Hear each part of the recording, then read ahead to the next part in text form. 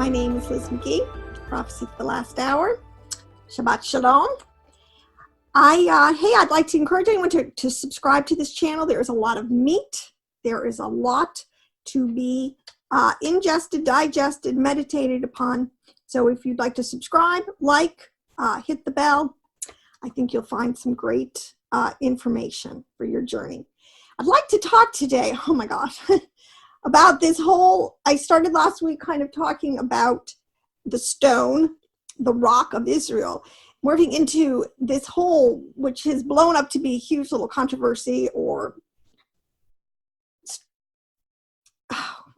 cloud, because it's very confusing, on the Noahide Laws, all right? Because I have some real strong opinions about it, and I'm going to share my POV on it. But I do want to say, and I've been on a lot of sites, and I've dialogued with a lot of people, in the way that this is being presented, like this is some new huge plot of Hasatan to take us all down. Nothing could be further from the truth. Most of the information that's being put out there, in my opinion, is fear motivated and is extremely anti-Semitic. And it is being put out there by people who, in my opinion, really do not know Torah. They do not know the larger, very complex, deep issues that are going on that are part of this discussion. So in my opinion, most of the information out there is really not helpful. It is totally not helpful to the reunification of the whole house of Israel. It is actually very detrimental right now. It is very fear-based, and it is very anti-Semitic. So let me go on to sort of say, give an intro. I have behind me, it's called, there's these quote unquote, these 7 Noahide laws. And then we have in our Tanakh, these 10 commandments, and people are like, are they different? Are they the same? Is there something really, really devious going on? And no, there's not. In their basic halakha history and understanding, they're not. So let me try to do my best to just kind of explain this. The 10 commandments and the 7 Noahide laws, all right? Now let me just state this one fact that has to always be kept in mind. You always have to understand, A, who your audience is, B, when you're reading, what the context is, and who the people that you're reading or listening to, kind of what box or what is their worldview, where are they coming from? Because true discernment has to take all of that into account, all right? So most of this information on the Noahide laws, which is being promulgated a lot by quote-unquote Ephraimites who do not really understand the role of Judah in all of this, the role of the law, still think we're not quote unquote under the law today, is really doing a disservice. But to take a fringe element in anything, this is what is happening in Islam today. Technically, there are these small minority of radical fundamentalists hijacking the larger religion. All right, that can happen to anybody's group at any time, and it has happened in history many times. So you cannot let a small group of very anti-missionary, Torah rabbis today, or cherry pick little quotes that are taken out of context and make a devious plan out of it. All right, that is not helpful. That's fear mongering. So and the guilty parties on all of these levels are going to have to answer to Hashem someday. So the 10 commandments, the 7 Noahide laws, originally in their largest concept, these are categories. Let's get this straight, what the law is, all right?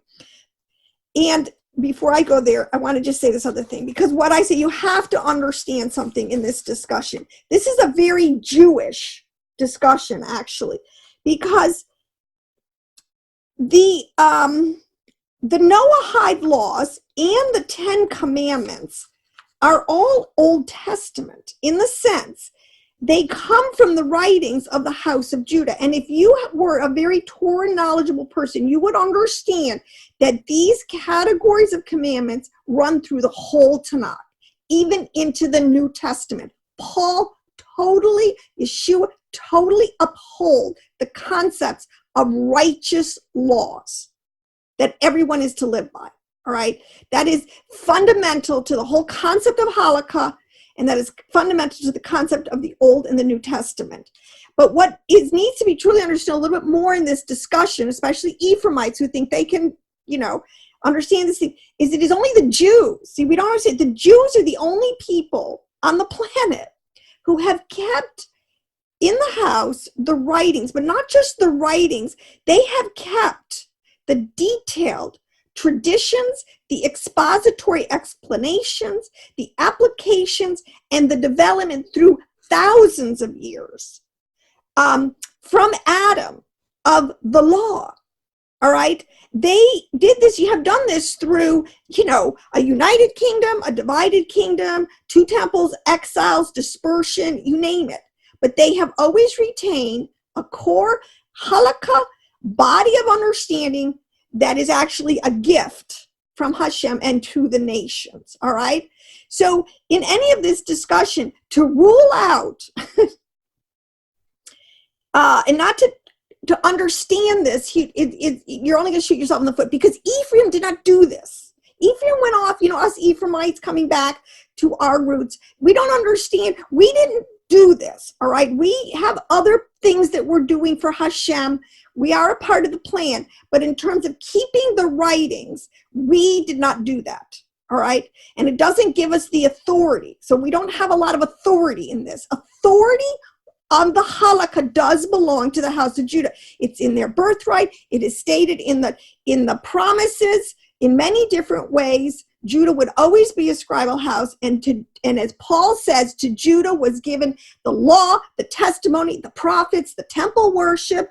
Okay, this is something I hate. I mean, something feel like broke, but we really have to understand it and believe that. All right, so there is nothing in all of the truly that says, that there's some big plot in Judah to decapitate all of us Noahide Gentiles, as they, really, because in the mirror say, I know that there's a part of blindness on the house of Judah. Okay, so that's a given. So let's just factor in the givens, and in true discernment, put everything in its proper order with a right understanding. All right, we cannot paint with broad brushes. So the 10 commandments are recent, and the 10 Noahide commandments are basically large categories of sinful behavior that are not acceptable to Yahweh. And people, nations, Israel will be judged according to how well they keep these. All right. Now, they were given to Adam, and this can be anyone who is Torah knowledgeable can understand. This knowledge was present there. All right. It was given to Noah, restated. It's in the book of Jubilees, states them very clearly. All right. They're in the Tanakh, they're in our Torah, and they are upheld in the New Testament. All right. This is now the word Noahide, come in the Noahide laws, that in and of itself, it's like calling, sometimes we put words on theologies. It's just that's a word that was given to these commandments, the 7 commandments, because they were given to Noah after the flood. They were reiterated. Yahweh has never left us without a witness, a Torah understanding. That's part of the whole storyline. So these 10 commandments, these 7 Noahide laws, this whole concept is stated over and over. The thing is that there are many different lists. But that in and of itself should not be a trip up. Because within this category, like within the category of believing in God, or as it's stated, do not worship idols. Thou shalt have no idols before me. The second commandment of the 10 commandments. Which way do I go here? Thou shalt not have strange gods before me in the first commandment. All right. This is a very big category of understandings of how you relate to Elohim. You are to love him. You're to pray to him. You're to thank him for his generosity. You're to trust him. You're to honor him. You're to sanctify his set apart name. You're not to desecrate the holy name, all right?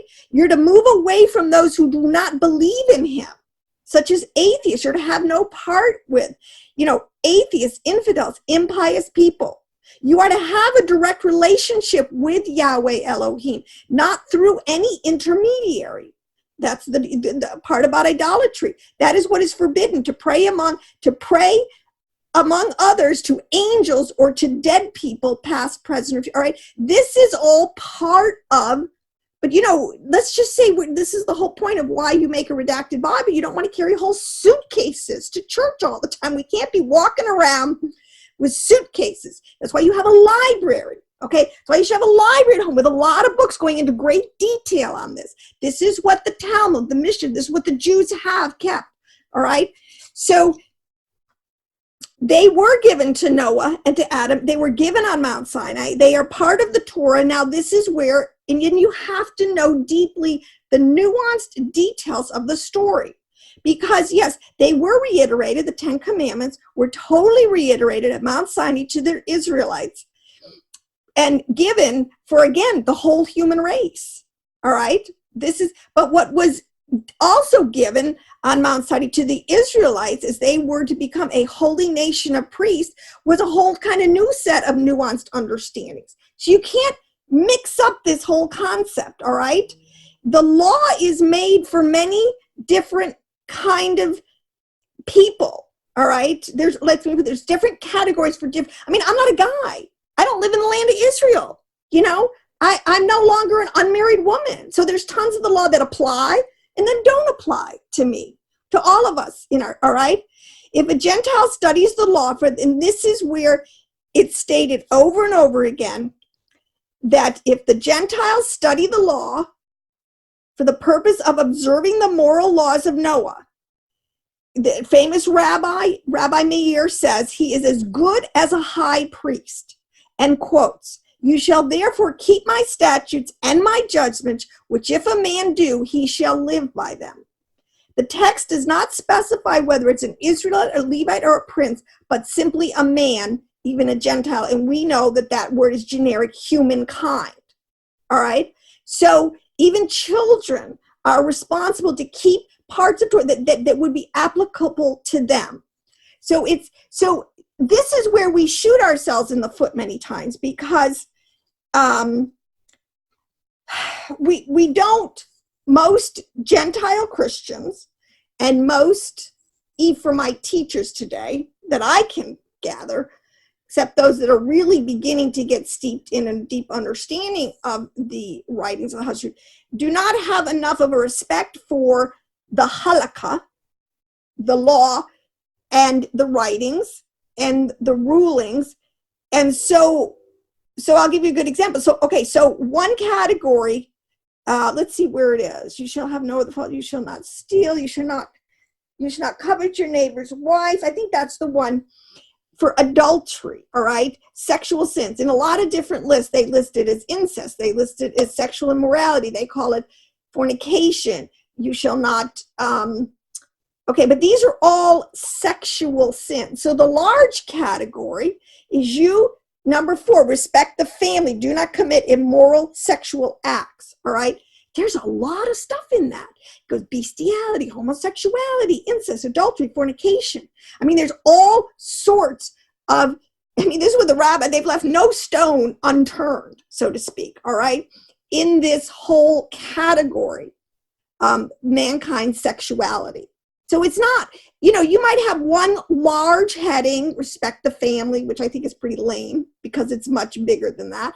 But do not commit immorality. All right. So that's my point. So all of these, do not worship idols. Like I just told you, and the belief in Elohim, there's a lot involved in that.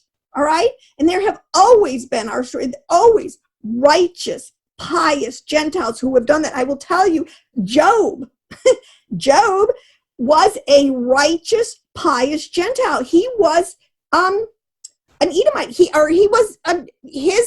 was from the tribes of Esau.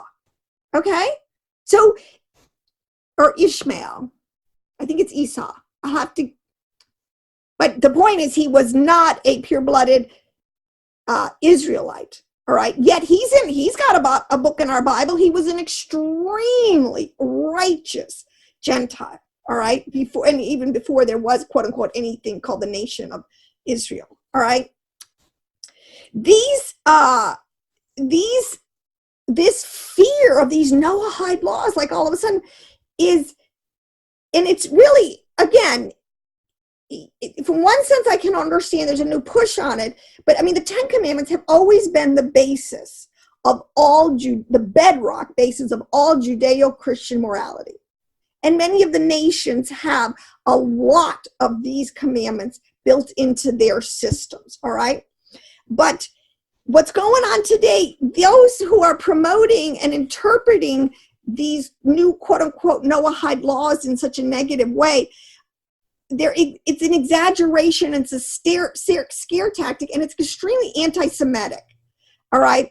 There are always, like I said, fundamentalists,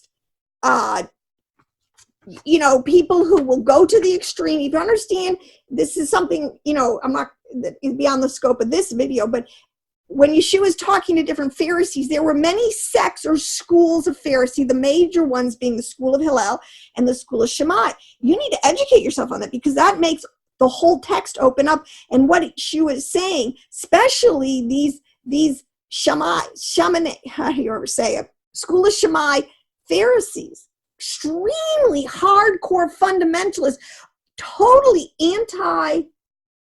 what's the word I'm looking for? Totally anti anybody non-Jew.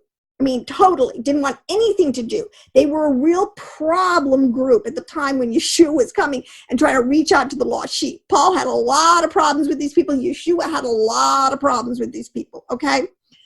Now, let me give you just a couple of other verses to set the stage. There is nothing that would ever say in the whole halakha and tradition of our Tanakh about the commandments that would lead someone who would, okay, so I guess it's in these pledges. These pledges, a lot of people just don't understand from a Jewish perspective what they're asking of the other person, okay? But that's a bit of a separate discussion. But let me just go into this. Different ways where you have to hear the halakha, hear the behavior is being expressed that is not acceptable. All right. In Revelation 22, 14 through 15, it says, outside the city are dogs. Dogs is a code word for really people who are demonically oppressed, people who are given to the other side. All right. They're from the left side. They're not living toward, they're lawless. That's a word they call them dogs. Okay. That's just a code word. There are sorcerers, sexually immoral, murderers, idol worshipers, all those who love to live a lie. Those come right out of these commandments. Nothing new here. All right, Revelation 20:12. There were books opened, and one of them was the book of life, and the dead were judged according to their deeds as recorded in the books.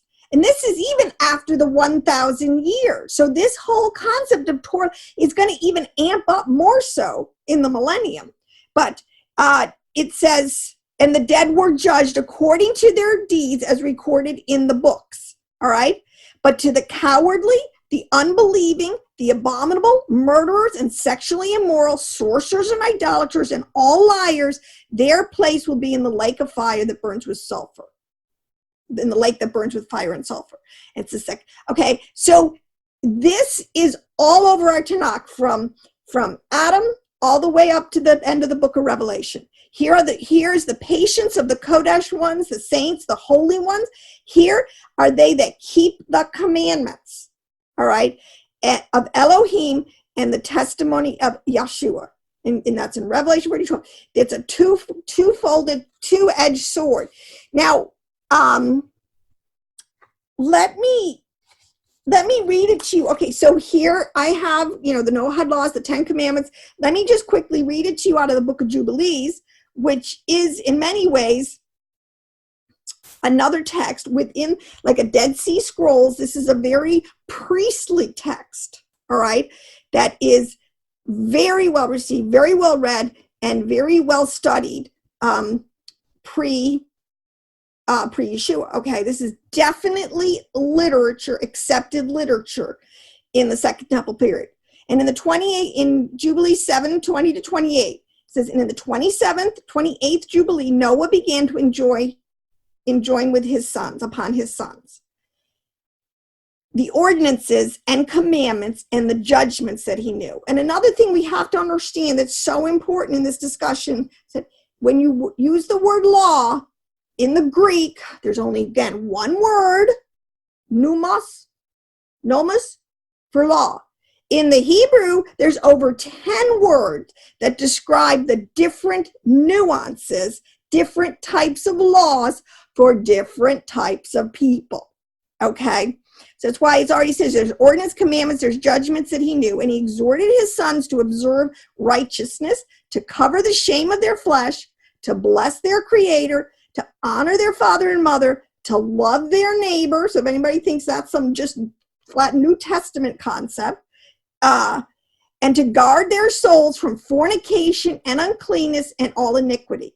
For owing to these things came the flood upon the earth.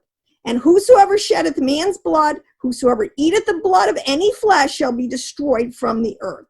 So it's there. And there's nothing new under the sun, okay? So this fear-mongering is not helping the reunification of the whole house of Israel. So I know who's behind it, all right? Now, let me just make a point here. Okay, so this is, see, because a lot of this is being promulgated by people like who are anti-Semitic. What is it to be anti-Semitic? Seriously, I don't think even my Christians really understand how much that residue, that filth really is what it is still on us. You know, the text says, if you hate your brother, you walk in darkness. I hope you know by now, Judah is our brother. We are brothers, okay? And if you hate your brother, you're walking in spiritual darkness still. That's what the text says. Now, let me share something, because actually this was really mind-bending to me. Okay, so this fire that just happened at Notre Dame, how prophetic. I'm sure there's a lot of levels of application for that. But let me just show you something here. There was, okay, this was at Notre Dame. I hope they don't rebuild it. If this got destroyed in the fire, keep it destroyed, because I'll tell you what, we definitely need to move past this. The thing is, in the Middle Ages, they were very kind of a more illiterate populations. They did tons and tons with iconography, with icons, with statues. They did so much to teach the people in other ways than quote unquote reading it, pageant plays, and they would put all sorts on statues and in mosaics and all over the place, visual representations of what they felt was, quote unquote gospel truth for the people to know. Now, what's important is this is called ecclesia on the left. These are two women who represent the church. The church on the left, we have ecclesia. See, ecclesia is a word for the church, but it's for the Greek word meaning called out. So it has nothing to do with the church on the corner building. It's a group of people. And this woman on the left represents the church. The woman on the right, synagogue, represents Judah, all right, or the Jews. And synagogue comes from Jews, the synagogue. So you have the people of the synagogue or the people of the church. The thing is, the way they depicted this, you can't really see this so well. But here is synagogue. Let me just read you. There are thousands of this type of statuary all over Europe. And they're in illustrations of worse. This is a blood libel of Jews seen suckling and a pig. Just the anti-Semitism rampant especially in Europe I just hope they do not. I hope Yahweh was cleaning house and trying to get us to get together. But let me get through this. So there are thousands of these type of statuaries, ecclesia and synagogue, in paintings, stained glass windows, wood carvings, all over medieval manuscripts, all over Europe. Now, the blood libel is something, it's this whole big lie that Jews were killing babies, Christian babies, for their blood and their rituals. I mean, it's still, even the Arabs today still promulgate that lie. I mean, it's just crazy.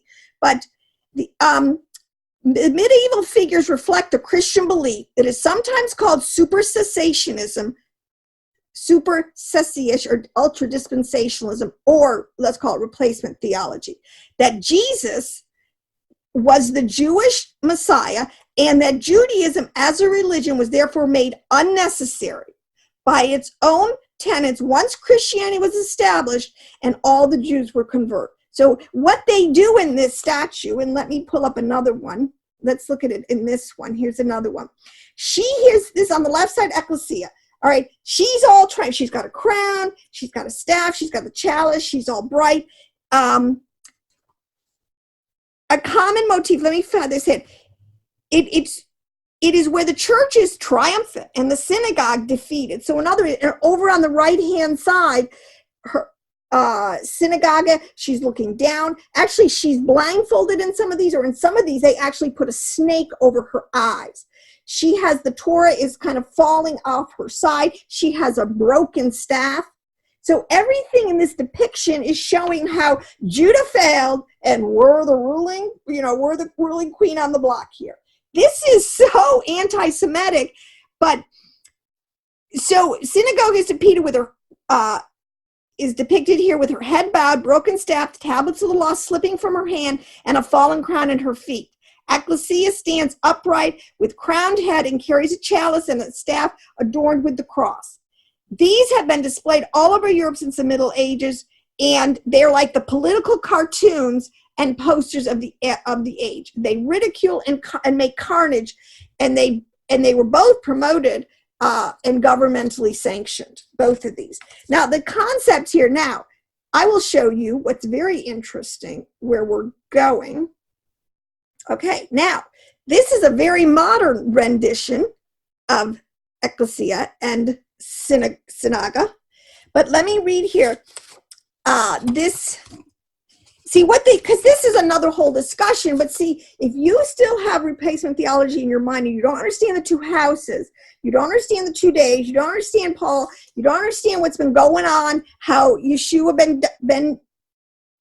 Messiah ben Joseph, Yeshua the Nazarene, is going through the nations now, calling out in the nations, all right? And her sister, or so to speak, because they are sometimes referred to in Obadiah called the two sisters. Ezekiel does this, which is the northern kingdom and the southern kingdom, and how the southern king, Judah, is in exile right now. She is, quote unquote, paying for her sins, but her sins are not necessarily, so what I mean, it's not the Christ killer mentality. It is the fact that they had slipped from their position as they had so transgressed the laws, all of the laws. People, you don't understand, it's not corrupt, really, the second temple was. The people who killed Yeshua were these paid for, bribed into position Sadducees who really were not even Israelites. You had a king at the time, Herod, who wasn't even an Israelite. The whole thing had gotten so corrupt, right? So it's so much bigger. And we know that the early Christians, quote unquote, were Jews. Jesus was a Jewish rabbi. Everything stems from a Jewish Hebraic concept. Now, see, so this is another thing they'll say, like Leah of the weak eyes, synagogue was blind to Christ. Well, she wasn't. There were millions. There were hundreds of thousands of Jews coming to Christ, spreading the message throughout the whole known world. See, it's just not true the way it's painted today, all right? As a second century apologist, Justin Martyr said to the Jew, Typho, Leah is your people and the synagogue, while Rachel is our church. Leah has weak eyes, and the eyes of your spirit are also weak. How anti-Semitic. I got to tell you something, people, because I, study a lot of the Jewish mystical writings in Judah. There is no analogy like that, all right? Leah represents Bina, the heavenly mother, above, all right, above Rachel, okay? And then she is weak in the sense because she is like out of our sight. Most people, and that's a very deep concept, but their application, when I know for a fact, is not correct according to Hebraic biblical exegesis, okay? And so this is a lot of our problem when we're trying to understand what's going on, this latest onslaught for Hasatan to get everybody riled up to that the Noahide laws are somehow some big plot again. Because this one is so interesting. This is where we are today, though, which shows the great progress. But this was a statue that was commissioned by a Christian college down in the mid-Atlantic states. I don't remember which one it was. And they now have reintroduced this concept of ecclesia or synagogue on the left with the scroll, the Torah scroll, and the book in the hands of ecclesia, and they're sitting side by side now, almost like contemporaries. The concept is they're sharing their shared heritage. I mean, we have come a long way in tackling anti-Semitism. Now, there is another side to this thing, because actually I found research, Napoleon also was trying to, there is, you have to never take your eye off, always be wise as a serpent, harmless as a dove. There is a synchronistic movement that always goes on in the kingdom of Hasatan to make everything relative, all religions the same. So by elevating ecclesia and synagogue in certain camps, there's a movement to be synchronistic about it. But that's not, in my opinion, what is going on at all in the this whole point of the Noahide laws. Let me give one last point on that. There is so you know, it is not for the faint of heart to really try to figure some of this stuff out, because you do have to read deeply. And unfortunately, see, because of still the replacement theology that most people think they understand, they don't. Most Christians do not study the Old Testament enough and have enough respect to understand the heritage and the history and the truth that's in it. All right, truly. But let me just say this. Another of the reasons why this whole anti-Semitism has continued, and it's only been in the last 50 years that this fresh wave of the Spirit has been able to really come in and take root now. I don't think it's ever going away this time, and it's never going to be denegated again, and we will have to be vigilant. This is why. Have to be vigilant. But in the 10th and 12th centuries, when Notre Dame was built, and I believe it was 10-something, 1080, they began to build it. It's a beautiful edifice, but it was, and I will tell you this, Lucy, that building, the architecture of that building was only made possible, by the influx of the Jews from Babylon, from the Mideast into Europe and into Southern Europe, like through to Italy and Spain and southern part of France. That's a fact, historical, actually. And because the Jews brought with them a lot of their mystical, their Kabbalah that was beginning to be redacted, and the Gentiles were beginning to read, the Christian theologians, were beginning to read this stuff and realize the wealth. Now, let me give you a quote here. Christian theologians during this time, during the 10th to 12th centuries, which was the beginning of the 12th century Renaissance, because the Renaissance was fueled really by this influx of deep wisdom that was coming from the Jewish camps as they were migrating into these areas and interfacing now. Christian theologians mostly this whole Renaissance, see, because the architecture had to do a lot with geometry, and this is what, and I can't give too many details here. It's not the point of this video. I want to make this statement. The Christian theologians, all of a sudden, were made aware of the existence of a vibrant Jewish theological tradition subsequent to the writing of the Hebrew Bible. In other words, in even the Latin Vulgate. Because Jerome, they had finally, but this is the 10th, they pretty much distanced themselves from the root, had their own translations, were kind of moving quite along with all of their own understandings and interpretations. And when they started to interface with the Jews and they realized that, wow, these Jews were not stupid. These Jews were not at all slacking off, okay? They had a strong, vibrant Jewish theological tradition that was, in this increased contact had the paradoxical effect of making monasteries more aware that there were alternative traditions of exegesis and scholarship. Like, oh my gosh, you mean we're so this was a mind-bending thing. And so you had two things that happened, and this is historically true. You had a lot of Jews and Christians that were trying to, reunification of the whole house of Israel. Let's bring it home. Let's bring it together. And then you had a ton of, the Pope and a lot of more traditionalists who wanted to keep it separate. And there was a great stimulation to counter all of this again, counter, denegate, vilify. Look at Luther and the way he was towards the Jews, all of this understanding. But at this point today with the Hebrew, it's never going back in the box, so to speak. All right. We need to go back to our root system, and having hysteria on the Noahide laws isn't helping, because most Christians, see, this is the point, do not understand the Talmud. There's so much fear, along with this kind of the fear of the Kabbalah, fear of Jewish mysticism, fear of the Talmud, fear of the Mishnah, they don't understand. And what happens when a lot of Edomites go in and try to, first of all, they just go in and cherry pick. This is what so many people, that just try to find the offensive verses, try to find something, take out of context to, kind of bolster up my POV. Okay. The way the Talmud is, when it says commentary, they have kept,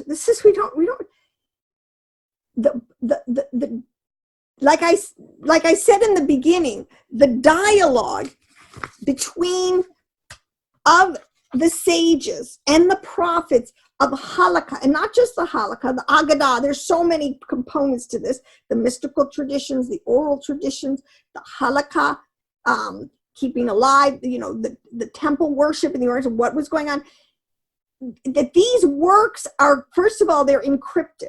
They're like shorthand for people in the know. So if you're Torah sage, when you read the Talmud, a lot of these verses, they don't give you the whole, they give you little encrypted kind of hints and snippets of something so that you can read it. So if you're a Torah sage, okay, I get it. That's what that rabbi thought. Okay, the next rabbi thought this. Because what's underneath, these rabbis, they don't all agree. And this is something we need to truly understand. And we, as Ephraimite, returning, Christians in this could totally benefit from the understanding of Judah, that you don't have to agree. You agree on the 10 commandments. There's certain things, certain halakha is non-negotiable. But after that, a lot of interpretation is open, and people are at different levels of spirituality. So they allowed different rabbis, according to their understandings, to put forward, their conclusions, their statement on a lot of this stuff, okay? And they didn't vilify them and excommunicate them and do all this bad stuff. It takes a lot to get excommunicated from the house of Judah, okay? It takes a lot. But, so we could be a little more lenient instead of having 40,000 different denominations because everybody splits over the stupidest little thing. Instead of allowing people to have, to be where they're at, all right? As long as they're keeping commandments, they're living Torah, they believe in Yeshua.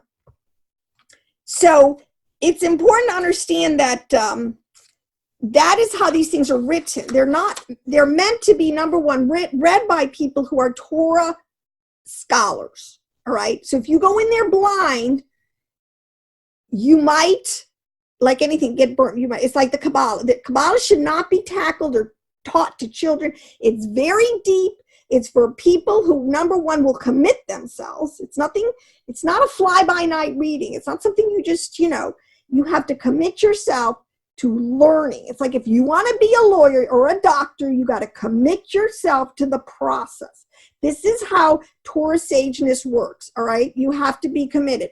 So a lot of these Ephraimites are going in and they're taking little snippets out of context, they're taking a minority opinion or something that is stated that sounds a little weird because it is in shorthand. It's not the whole context. And they're taking it out of context and they're throwing it up all over YouTubes and websites and saying, oh, this is what they think you're going to get. You're going to get that decapitated. They won't let you use the name of Yeshua, or you can't keep Sabbath, or you can't do the Torah. I mean, see, that's all hogwash. So now, there's one other point I want to make. You cannot let the small minority of some of these very anti-missionary Jews, set the table for everyone, okay? These teachers don't know how to, and I was dialoguing a lot with someone, an Ephraimite who wanted to put this whole big blast out there about the Noahide Laws. I said, by his own admission, he said, I won't read the Talmud. I have no respect for the Talmud. Okay, well, then you have no respect for the law. I don't think, and I am not an expert in Halakha. I deal more with the mystical side of things, okay, basically. But this one's really got my goat because it's such an obvious play on people's ignorance, all right? Now, one of the things that really does need to be understood when you're getting into Halakha, when you're getting into the law, and to understand the big picture so you don't take a lot of these, because we're right back where we are. Today, we are right back where we were at the time of Paul. And what do we do with the Gentiles? And what's the relationship to righteous Gentiles and Jews? We're right there. It's so funny. I don't know if we've made any more progress, but I think we have, and I think we are. So let me just say this, that ever since the conversion of Cornelius, who was a non-Torah observant Gentile, but he was a righteous Gentile because he was keeping the commandments, all right? It created a crisis in the early church, and it's still with us today, really. His account reveals Elohim fulfilling the promises given to Abraham, and through Isaiah, Jeremiah, Hosea, and Amos, it stated over and over again that Yahweh was opening up a way of salvation to the Gentiles while not requiring distinctive Jewish observances. This is, to me, the final conclusion on this. I really would be hard to see how somebody could not come to that conclusion. Here's a famous R. Emden, a famous Christian Bible scholar in the 17th century, who wrote in his appendix to the Seder Olam translation he made a great apologetic, and he gives it as his opinion that the original intention of Yeshua, and especially of Paul, was to convert only the Gentiles to 7 moral laws of Noah and to let the Jews follow the more Mosaic law, which is the more, you understand, in the Mosaic law, and a lot of this was, you gotta keep, before the temple was even destroyed, okay? So there's a lot of, before they were even kicked out of the land, so to speak. So there was still a lot more of incoming Gentiles and of Jews understanding that they were keeping. It was much more Jewish in the beginning. Gentile worship of Yahweh without the observance of Shabbat was and still is entirely acceptable to Jews. Paul allows levels of worship. This is one of the things he does. One man regards, and this is a quote from Romans 14:5-6, where this is what he's stating. One man regards a certain day above the others, Shabbat, while someone else considers every day alike, okay?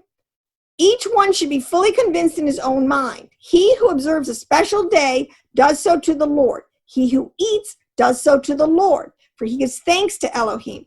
And he who abstains does so to Adonai and gives thanks to Elohim, for none of us lives to himself and none of us dies himself alone. In other words, they were trying to make it work. And when I say make it work, listen, you don't understand, people, how incredibly merciful Hesed Elohim is, and how Yeshua, he came as as an emissary of mercy.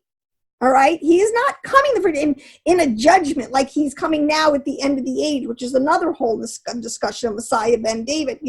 Okay, this was a door of mercy that was being flown, and they were trying to figure out, like we're trying to figure out. But I'll tell you that one things that are not negotiable is keeping commandments, and which is believing and worshiping Elohim. Not so it's very righteous, it's very holy. And the whole point with the Noahide law, it says over and over again that any righteous Gentile who observes the commandments from their heart will have a place in the Olam Haba. Any returning Ephraimite, lost sheep, okay, who's coming back to covenant, getting grafted back in to the olive tree, so to speak, has a place in the Olam Haba, the millennium, the world to come. Doesn't matter what any rabbi says. You can't change just because the rabbi wants to say you can't say certain very fundamental rabbis want to say you can't use the word on Yeshua. That doesn't change the fact between Yahweh, all right? He has covenanted you in. Any Jew who keeps the Torah of Moshe and who believes in the Mashiach has a place in the Olam Haba. There's Jew, there's Gentile, and there's the Ecclesia. This has always been understood. I don't know why it has to be so confusing today, all right? Isaiah 56:3, it says here, let not the foreigner who has joined himself to Yahweh say, Yahweh will surely separate me from his people. Nor let the eunuch say, behold, I am a dry tree.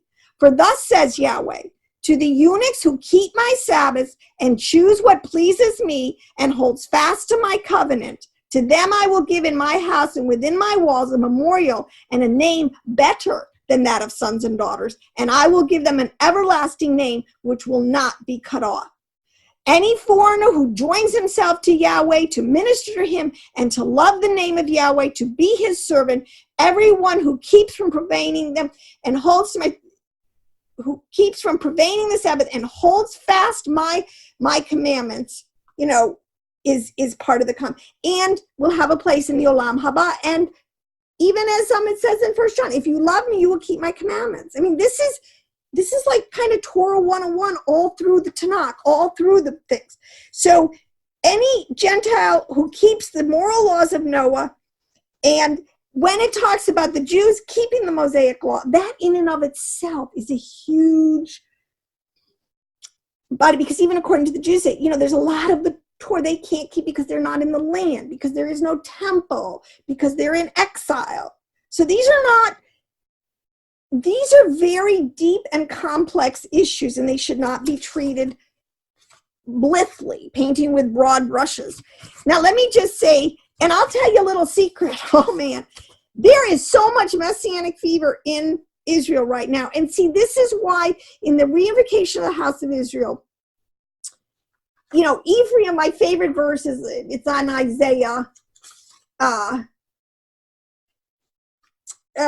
think it's Isaiah something. I can never remember. Where we'll get to where Ephraim will not harass Judah, will not be jealous of Judah, and Judah will not harass Ephraim. We're going to get there. But Yahweh is really working on Judah to get them to see Messiah, Ben Joseph, as an incarnation for the nations, okay? As they are readying themselves for Messiah, Ben David. These are huge. I have a YouTube, I'll put the link in here, of the two Messiahs of Israel. This whole concept, all right, which is kind of foreign to most evangelical Gentile Christians, but it is a discussion, something you need to really be up to speed on to enter into this discussion. But how Yahweh is working on Judah to see him who was pierced, all right, so to speak, on their watch to a certain extent.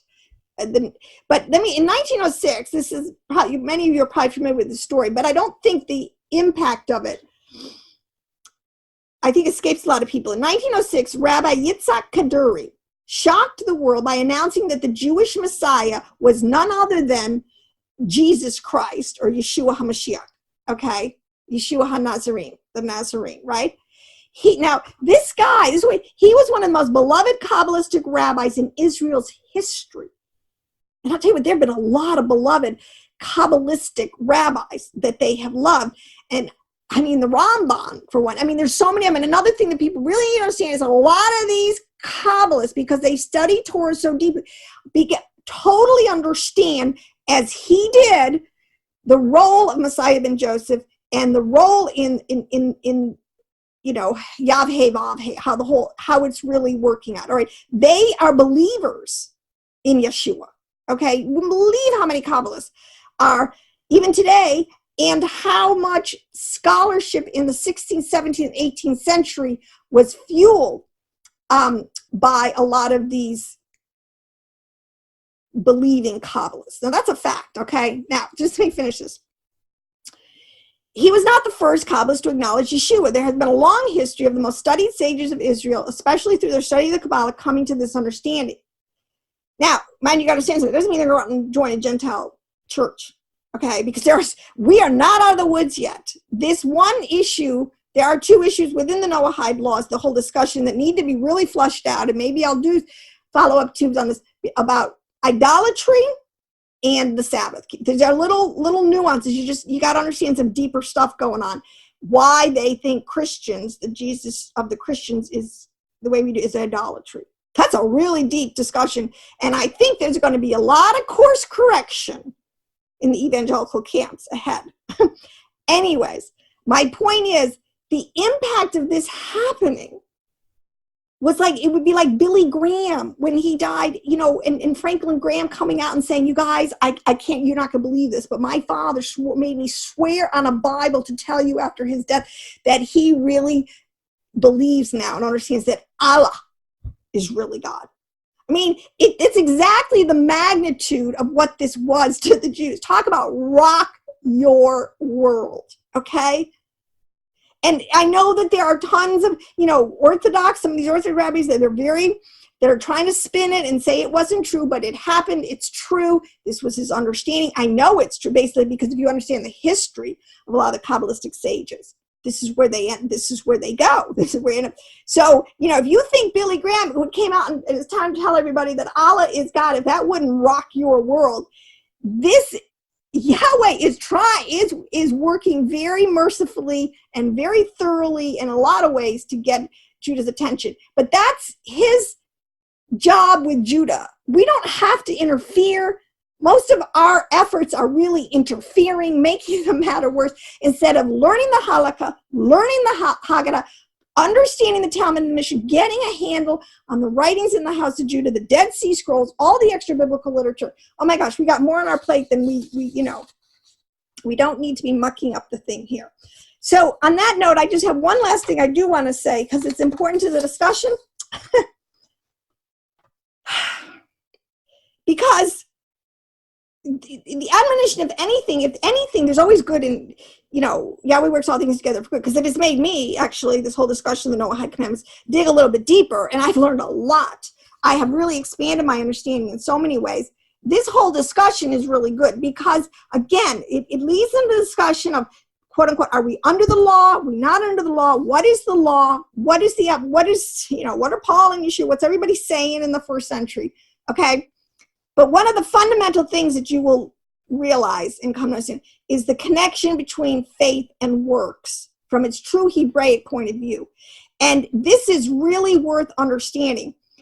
And this is what lends itself, because a lot of the way the Christians view the law today is very Greek. It's very philosophical. It is not in obedience. And what I mean by this, okay?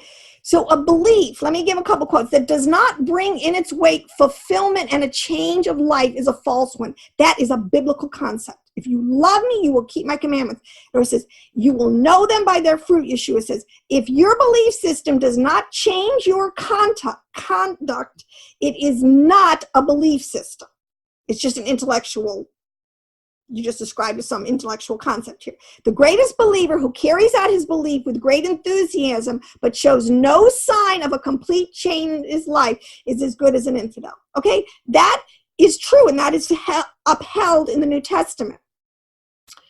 The influence and recognition of a belief in a human being depends on the way he carries out his day-to-day life and manages to control and suppress his desires, his appetites, he gets in control, and he stops doing evil and his in evil actions, and he can carry out the halakha. Okay, you stop murdering. You don't commit sexual murder, you don't steal, you don't lie, you do honor your parents, you do love Elohim with all your heart, mind, soul, and strength. Okay, if you don't get to that level, you cannot say that you are truly a believer. Now, this is what's important. Faith, in Hebrew, is the word emunah, faith, what you believe. All right, while halakha is the word for means how you walk or conduct yourself in your practice of what you believe. So there has to always be a relationship between faith and your works, your practice, the halakha. Okay? If we profess to believe in righteousness but practice unrighteousness, you're practicing as an atheist. Noah was righteous in his generation. He walked with God. He found grace and favor in the eyes of Yahweh. All right. So one of the big examples of this is, so there's this whole, like I said, correlation between, that's why the push in the Noahide Laws today is good, if you're going to look at, to get people to get back to the foundational understanding that Yahweh has rules of engagement that is binding on all mankind, Jew, Gentile, or ecclesia. Okay, so an example is marriage. It is not enough for both sides to agree to marry and live like a family, or to agree to love each other and live like a family, which is that's why we're in such a quote unquote lawless time today, because we want to have one without the other. And a great example is in marriage contracts. So we have so many people that live together. They agree to, live and honor each other to a certain extent, and they agree to live like a family, right?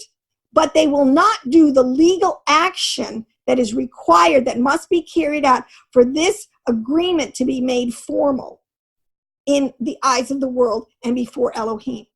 All right. See, this is where we shoot ourselves in the foot. A lot of our sexual issues today where, we have no mooring, we're just, it's like, yeah, the enemy is just sweeping through us with all of this confusion about, especially in lifestyle and gender and sexuality, because we don't have the proper respect and understanding of the role of halakha in the life of the Gentile, the Jew, or the ecclesia. So, my last quote, in Tana de Be Eliyahu, a very famous tract, it says, I testify before heaven and earth, Israel and the nations, man and woman, between a servant, whether a servant or a handmaiden, the Holy Spirit, the Ruach HaKodesh, rests upon a person according to his actions. So, on that note, shalom, blessings. I will see you again in the next episode. What did they say? Oh, keep Torah. The rest is, well, whatever. Sorry. Shalom.